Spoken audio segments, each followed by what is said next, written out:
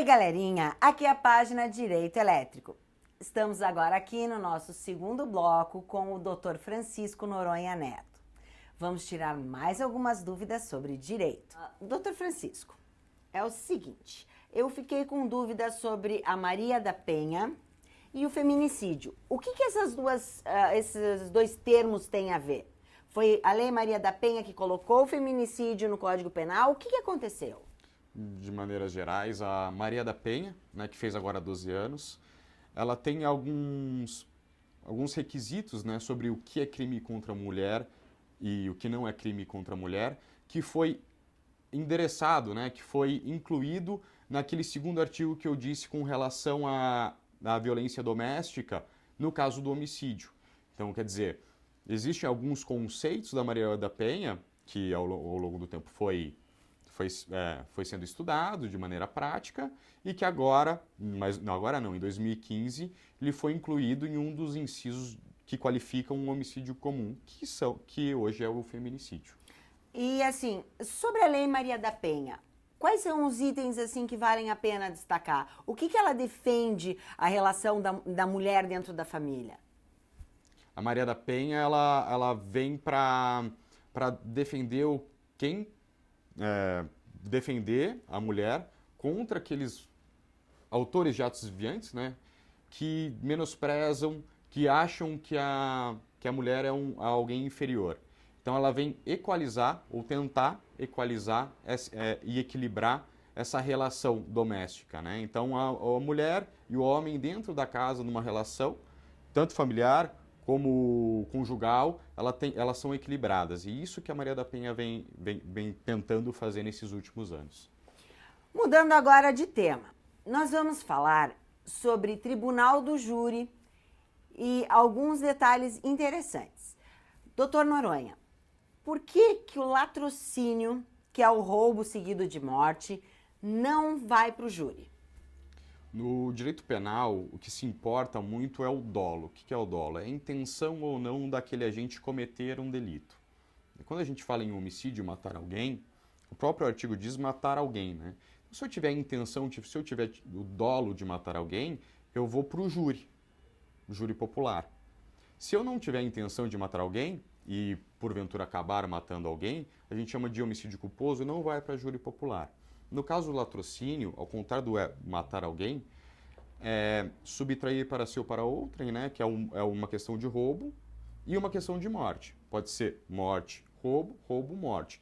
Mas independentemente de qual for a ordem desse latrocínio, a intenção dessa pessoa não foi matar alguém. A intenção dessa pessoa foi criar uma lesão patrimonial a alguém. Então, por isso que o Código Penal tirou, o Código Penal, né, pelo crime em si, mas o Código de Processo Penal tirou o latrocínio do rito do Tribunal do Júri. Tá certo. Então, o doutor pode dar um exemplo para mim, diferenciando o latrocínio e um caso de homicídio padrão que vai para o júri? Por exemplo, eu andando na rua, eu bati em uma pessoa, né, briguei com uma pessoa na rua, entramos em vias de fato, né, assim, vulgarmente falando, e não tive a intenção de matá-lo, mas ele acabou caindo no chão e bateu a cabeça. Isso não vai para júri porque é homicídio culposo. Se a pessoa caiu no chão, eu continuei batendo nela com a intenção de ceifar a vida dela. Eu vou para o júri. Isso é só com relação... Ceifar a vida dela seria... a intenção de matá-la realmente. Isso com relação do crime culposo e crime doloso, como eu disse, o crime doloso vai para júri e o crime culposo não. Com relação ao latrocínio, eu posso ter a intenção de brigar com a pessoa para ficar com os bens dela. Então, qual que é a minha intenção aí? A minha intenção é roubá-la. E aí eu bati nessa pessoa, né? Houve a violência por si só do roubo, e eu bati nela, e para evitar que essa pessoa corresse atrás de mim, eu tirei a vida dela. E aí qual era a minha intenção? Subtraí-la, somente subtraí-la. A parte de ceifar, né, que é tirar a vida da pessoa, foi secundária. A minha intenção, o meu dolo, a minha intenção era criar uma lesão patrimonial. No Tribunal do Júri, quem que julga? É o juiz ou são os jurados? O Tribunal do Júri funciona com 7 jurados, que chamam juízes leigos, né? um juiz de toga que preside a audiência e o Ministério Público e a defesa. Então, as partes vão discutir o caso, vão demonstrar todas as provas, desde o começo até o fim, com inquirição de testemunhas para 7 pessoas. O juiz está lá para presidir a sessão, a solenidade do Tribunal do Júri, da sessão do Tribunal do Júri, e fazer a conta da pena daquilo que os juízes decidiram. Então, toda a discussão que está acontecendo ali é para convencer ou não o réu que ele cometeu ou não um delito. Né? E esse delito tem que ser contra a vida, né? Não contra o patrimônio, né? Como a gente tem dito. Então, se for um crime contra a vida, 7 pessoas vão tentar decidir, que não tem formação jurídica, né? Vão tentar decidir o desfecho de sentença, seja ela absolutória ou condenatória, e para um juiz, ao final, fazer a conta de fixação de quanto ele tem que pegar de pena. Eles vão decidir se a pessoa é culpada ou não. Então quer dizer que o juiz no júri é quase um matemático? Ele só vai fazer o cálculo da pena e quem vai decidir mesmo são os jurados? Isso. Na prática é mais ou menos isso que funciona. É assim que funciona. Ele vai, lógico, presidir, ele que organiza tudo, ele que explica para os jurados como é que as coisas funcionam. Esse é o papel do presidente da solenidade, que é o juiz de toga, né? Mas os juízes ali mesmo que vão decidir vão ser os juízes leigos e ao final o juiz vai fazer a matemática da pena. E qual que é o trabalho assim que a promotoria faz? O promotor de justiça faz no júri? O promotor de justiça no júri assim como um todo, né? O ente Ministério Público é para ser um órgão imparcial.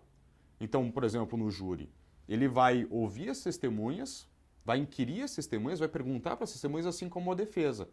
E ao final ele pode pedir para os jurados, porque quem decide são os jurados, né? Então ele vai pugnar, ele vai pleitear para os jurados a condenação ou a absolvição. Então quer dizer, o Ministério Público não é um órgão antagonista da defesa, né? Ele não é o contra a defesa, ele não é um órgão de acusação. O Ministério Público é um órgão imparcial que faz às vezes do Estado para ver se aquela pessoa é realmente culpada ou não. Então, e ele se manifesta por culpado ou não. Então assim, o promotor de justiça, o Ministério Público, ele pode pedir a absolvição do acusado? Isso, exatamente. O promotor, ele é promotor, a gente chama de promotor de justiça, né? Muitas pessoas falam de maneira errada promotor de acusação, órgão acusador. O Ministério Público não é um órgão acusador. O Ministério Público é um órgão imparcial que pode se manifestar pela absolvição de alguém. Isso, e no júri pode ter assistente de acusação? O que é o assistente de acusação?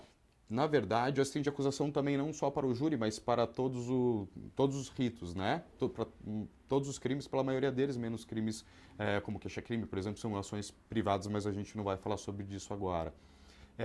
Todos esses crimes é possível que haja um assistente de acusação. O assistente de acusação é um advogado contratado pela vítima para auxiliar o Ministério Público com a dilação probatória. O que é isso? A dilação probatória é para construir as provas do processo. O assistente de acusação, ao contrário do Ministério Público, tem a intenção de condenar, né? Ele é antagonista da defesa, então, quer dizer, ele quer acusar e a defesa quer defender. O Ministério Público ele pode, ainda com o assistente de acusação, manifestar pela absolvição. O assistente de acusação ele não está lá para isso. Ele está para isso, está lá somente para pedir a condenação do réu. E a última dúvida desse bloco. O doutor falou o seguinte, que a vítima contrata o assistente de acusação. Então o doutor está falando que vai para o júri vítima que não morreu? Vai para o júri vítimas que não morreram. Existe a forma tentada do homicídio, né? Então eu tentei matar alguém, não consegui, mas qual foi a minha intenção? A minha intenção foi matar alguém, né? Foi ceifar e tirar a vida de alguém. Essa foi a minha intenção. E todos os crimes que têm intenção contra a vida, seja consumado, consumei ou não, vai para júri. Então é possível sim que a própria vítima vá ao tribunal do júri e conte como é que alguém tentou tirar a vida dela. Ok, galerinha, esse foi o nosso segundo bloco. Aguardem o terceiro bloco com o Dr. Francisco Noronha Neto e mais dúvidas de direito resolvidas. Tchau, tchau!